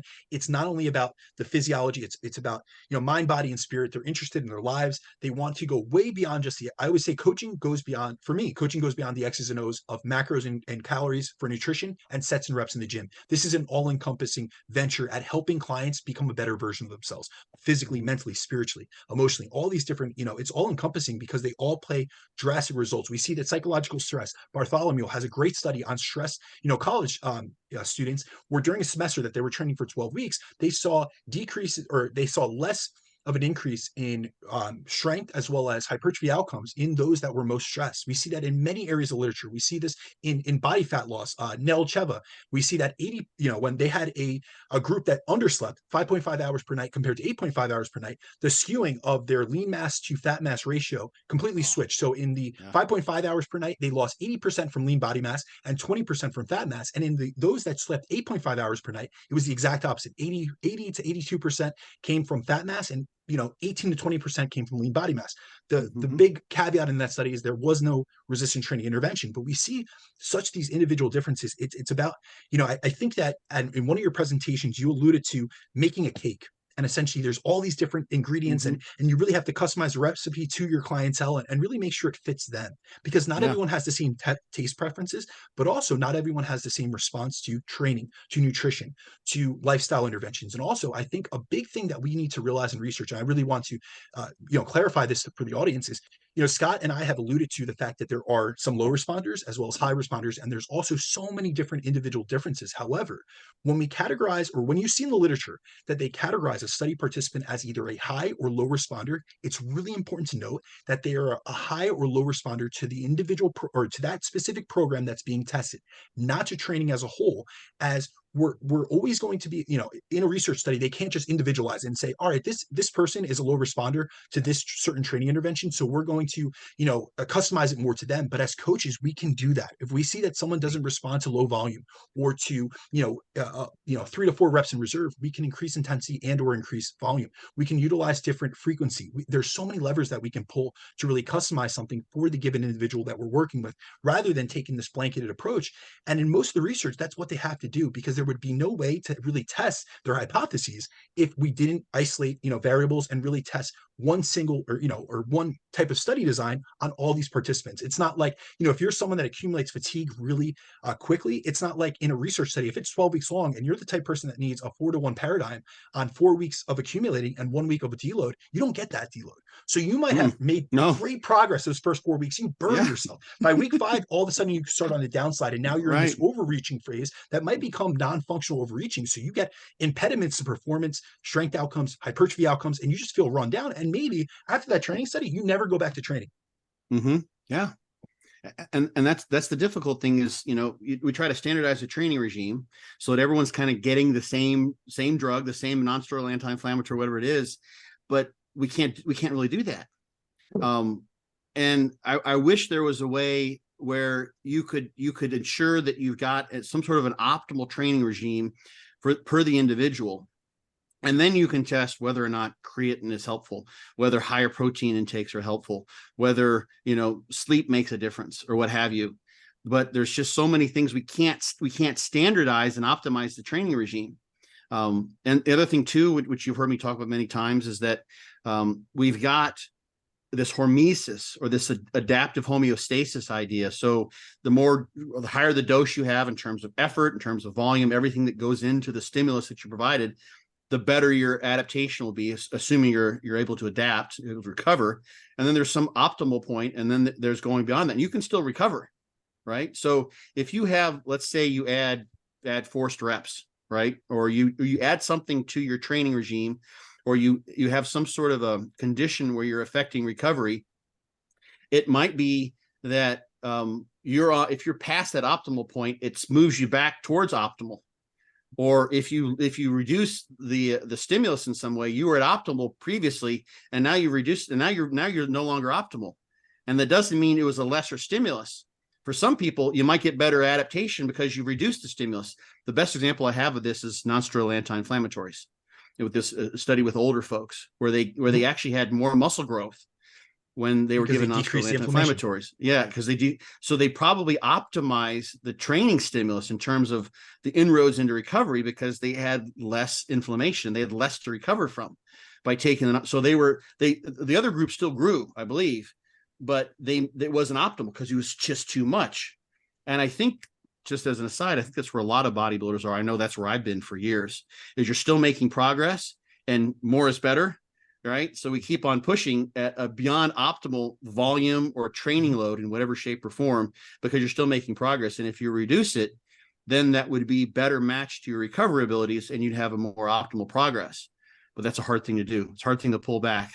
It definitely is. And just to tie up the idea of the non-steroidal anti-inflammatories, what Scott is alluding to is the fact that in elderly populations that have, high CRP, high inflammatory markers and levels, we are seeing a benefit from including NSAIDs into their training, program. However, we look at all the other areas of literature, there is a blunting of hypertrophic outcomes from NSAID use. So if you're a young individual and you start utilizing NSAIDs, whether that be ibuprofen, naproxen, any of those things, or you utilize high doses of antioxidants, we're going to have the same quelling effect on inflammation. And inflammation is a necessary part of the myotropic or the hypertrophic process, where we need to get an inflammatory response, from muscle damage and all these other, cascades. And essentially that induces our ability to repair, or the body's, signal to repair, broken down muscle tissue and all these different, enzymatic processes. And that is a beneficial component. So yes, we're going to see higher, IL-6 after weight training, but it is actually a beneficial adaptation. We're going to get a myokine release. We have all these inflammatory cytokines that are being released, but it's something that it's a part of the actual process. However, if you had excess inflammation levels and you had, and this can be said about many medications that generally we would not utilize in our day-to-day life, but if someone's in a certain condition, whether it be they have an illness, they're sick, whatever it may, they have an autoimmune disease, these are where these interventions are specifically targeted towards them. So don't take this as like, hey, everyone go out, trash yourself in the gym, get as much of these muscle damaging protocols. Let's do eccentric reps, force reps, things like that. And then just take NSAIDs and you guys are going to grow great, because that's not what we're alluding to. Right. Yeah, you need this disruption of homeostasis. That's the whole point, right? We're trying to set those things in play. So there's something that the body has to recover from, so that it then has resistance against a further insult down the road. Mm-hmm. And the thing that's interesting is you'll see this, and it's a very common response, and not picking any, but I see this all the time. It's like, I mega dose vitamin C. I take, 4 grams of vitamin C every day. I take 2 in the morning, and I grow just fine. But we don't know what they would be if they didn't do that. Right, exactly. It may be that you're optimizing. You're training too much, and you're minimizing the disruption of the homeostasis, because you're blunting the free radical production with the mega dosing of vitamin C, and now you are growing just fine. But if you took that out, you wouldn't be growing as well. So, or the opposite, if they reduce their training volume, they continue taking that, it might blunt their hypertrophy outcomes.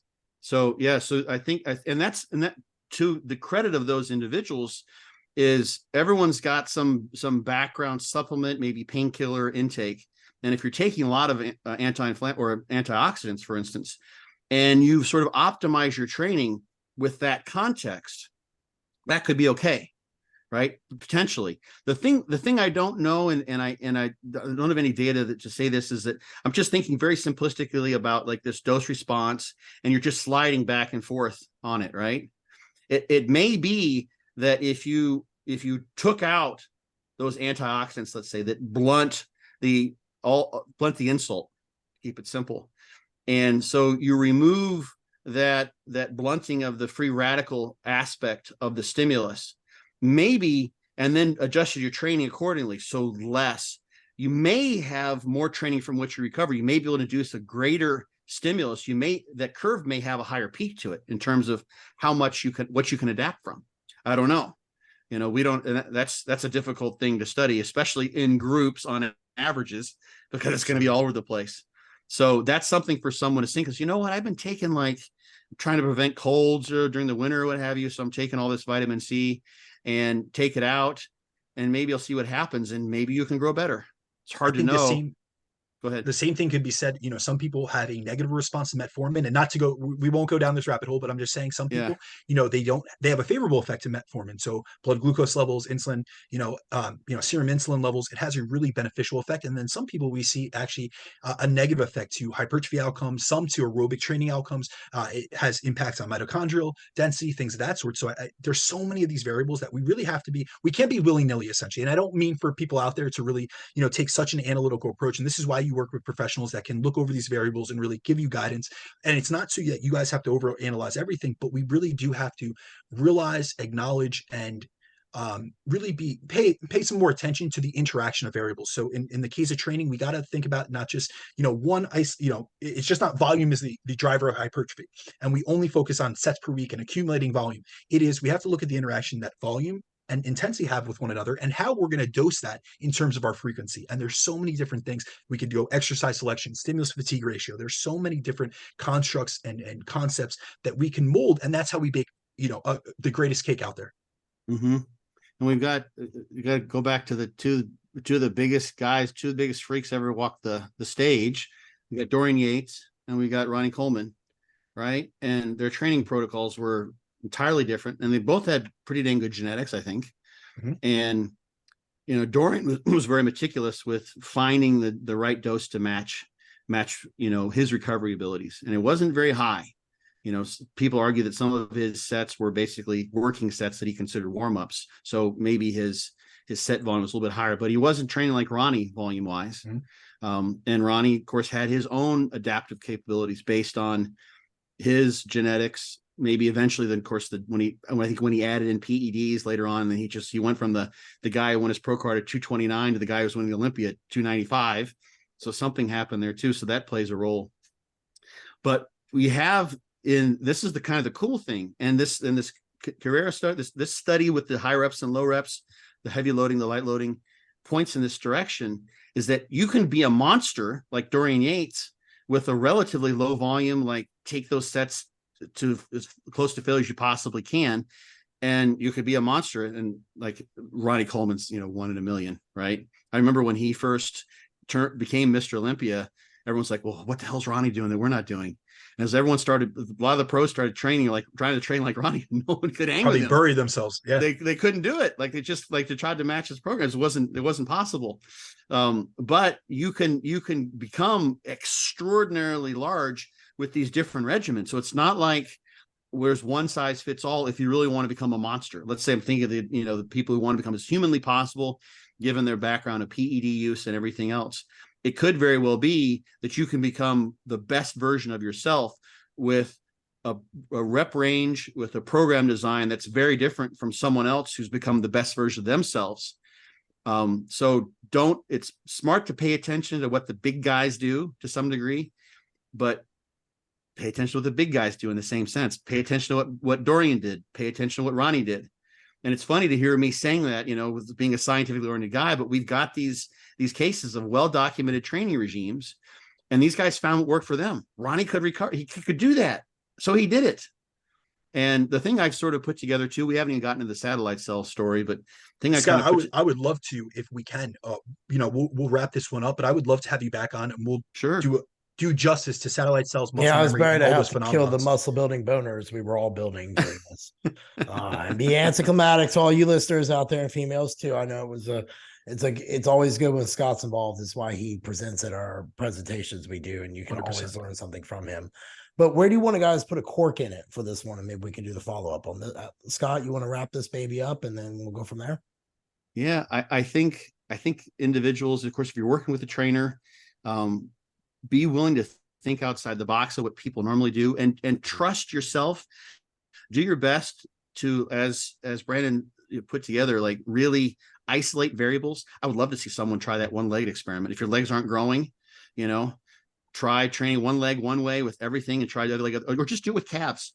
That's an easy one. Calves are a really tough muscle. Try training calves every day, and then try maybe with the other leg, train like twice a week with like 2 sets to failure, something like vastly different training regimes and see if you notice a difference. So be willing to step outside the box, because we have this huge, this Mount St. Hypertrophy, we have this huge potential toolbox to choose from in terms of what will produce muscle growth. And the way I consider that is hypertrophy is sort of a luxury adaptation, right? There's so many other ways that we can adapt to become stronger. Our nervous system in the ability to become stronger really rapidly. Our nervous system, can take care of that week by week. Like we talked about with 1 rep maxes, you can get stronger and stronger. And especially when you're starting out, the extent to which your strength increases is from the nervous system far outweighs what's happening in terms of muscle size. So enzymatic changes, shifts in myosin isoform, all those sorts of things that happen, the plasticity in muscle is set up so that it wants to be as economical, and the nervous system as well, in terms of what it has to do to adapt to the stimulus of weight training, resistance training. And hypertrophy is like, okay, yeah, if we have to. So it might be, and we haven't talked about this, it might be that someone really needs to pile on the calories and just trust that they'll be able to pull back the body fat later on. And for them, having a caloric excess is absolutely paramount to making progress, whatever it may be. So consider that it's not like the muscle is obligated to grow. Like hypertrophy is its first line strategy for adapting to weight training. It's unless you're someone who's genetically gifted, you go in there and you just look at the weights and you grow. And there are people that are out there, and those are the people we tend to listen to and follow the most because they are the most successful. But are they successful because they figured out what works for them, or because pretty much everything would work for them? That's kind of the big point that I always try to make. So recognize that you may have to tweak and twist and sort of like, speak sweetly but strongly to your muscle during your training sessions to figure out what it takes to make it grow. And allow that to be a message that may not be the one that, everyone else in your gym is telling you, or someone especially who's like, well, look how big I am and I just do this. It's like, well, unfortunately, we're not twins. I don't have your parents. I don't have genetics. So be willing to consider it from that and recognize that it is a luxury adaptation, and you may have to be very, very intelligent with your approach. But there's lots of tools in the toolbox. You just got to find one that works for your application, so to speak. Oh my God, you did not say that in a time of what the fitness industry is. You did not say it's a matter of finding what works for you, did you? A bunch of people telling you what works for you and what's wrong with you. What do you mean? All right. Well, yeah, fair. right. I talked to Skip Hill yesterday. Yeah. I had a good 30-minute conversation with him. Oh, cool. And just talking, reminiscing about the boards and how different communication is today versus what it used to be then. It's just the idea of educator and learner is very convoluted nowadays, I think. So, and I'll just leave it there. Yeah, 100%. Maybe we can cover that in the next one. Scott, I would love to know that. Like when you finally felt like you had a spine and balls big enough to start talking on professional muscles, homonucleus, and on intense muscle stuff. I would love to know how you formally decided one day, like, fuck it, I'm gonna say something and go down the road. Because once you do on the boards, man, it was the Wild Wild West back then. It was unlike anything it is today. Yeah. Well, Ken was there as the judge, jury, and executioner, which I think he's still in his sort of tagline on the site. So, and I was a moderator on the intense muscle. So, there's people aren't going to get away with shit when Ken was the sheriff in town, at least back in the day. He's much calmed down since then, but professional muscles, another story. I actually got censored a couple of times on that board from speaking my mind, trying to protect people. They'll just block you, or at least they did me a couple of times, but that's a topic maybe for the next go around. I love it. I'd love to have you on for just a topic about life on the boards, because BNI, that was our life as we grew into the social media space. I'm going to be honest with you guys. I was young and I was lurking, so I was lurking too. I didn't say anything, and I'm glad I didn't, because I learned a lot in the process. I eventually started interacting with some people. The first person I did was Alan Aragon, who I have an immense amount of respect for, and that was the first person I really started interacting with and engaging in posts. And now we've had a friendship for, 17 years. So it's been a beautiful thing. Yeah, absolutely. Yeah. Well, Scott, where can everybody give you a follow, buy your books, buy all your stuff, support you, support all the grand things you do? Much to my chagrin, I am on Instagram. Fortitude_training is kind of the easiest way to find me. So yeah, we can, and you can find links to the book. Be Your Own Bodybuilding Coach. You just typed it in at Amazon, you'll find the book. Fortitude Training. And Google it, Fortitude you'll Training. find it. Yep. It's a incredible. great book. You want to know what's funny? My 12-year-old son's gotten into bodybuilding, Keegan, and he read the Iron Man Natural Bodybuilding book, and he's got Dr. Hatfield's book on bodybuilding. And Dr. Squat. And now he's about to read yours. He's got yours lined up next. And I'm kind of like, cool. all right, well, if you don't know the words, let me know. And he's like, but he's like doing really good about like going and like looking at glossary and like understand the words like we used to have to do back in the day. So it's really interesting, man. I'm interested to see if he keeps going down that path. But nonetheless, I thought you should know that the book lives on in the next generation, Scott. At least that's for cool to bit. hear, man. I'm glad your son's doing it that way. I think that's somewhat unusual. Oh, dude, that was me. I learned it all that way. I mean, I had the stuff hidden behind my book in history class. I remember Coach Hollichek being like, "Get out of the hall right now, Black. I know you're." I'm like, "What do you mean? I'm reading all about Native Americans and shit. I don't know." It wasn't a penthouse that you're looking at with no. My dad actually asked me if I was gay my senior year. He goes, Jeff, normal high school boys have women on their walls. I walk in, there's black dudes and white dudes and their underwear on your wall everywhere. And I'm like, no, they just look fucking cool, Dad. Like, it's just inspirational. We wake up and see Lee Priest, a pair of cut off Daisy Dukes, just fucking glaring at me right upon waking, let me know I'm still insignificant and to go do work, And he's like, all right, I just want to why do you have a picture of this black guy wearing jeans over a manhole, like Lee Haney? Like, what the fuck? I remember that. Like, some of those were so good. Oh man, we could have some good conversations. But anyway, that's hilarious. I have one story on that. We'll save for the next time. Guys, we can make like a whole month of Chase Clarity with just Scott, literally 100%. So, Scott, thanks again. I look forward to seeing you in the future, sir. All right, guys, appreciate it very much. Thank you, Scott. Honestly, thank you so much for coming on. We really appreciate it. This was a great podcast, so I hope you guys really enjoy these 2 hours that we provided you with, and we will 100% have Scott back on because we have another deep dive to get into. And believe me, this is something I really do want to cover with Scott. So we will make sure that we deliver. Everyone out there, thank you for your support. Make sure to like, comment, subscribe, and share the show. And you guys can find Jeff. Jeff, you can tell them where you can find him. They can find me at Brandon DeCruz _ and Jeff. I'm Jeff Unbreakable Black on Instagram and that Lovable Asshole Relentless Forever on YouTube.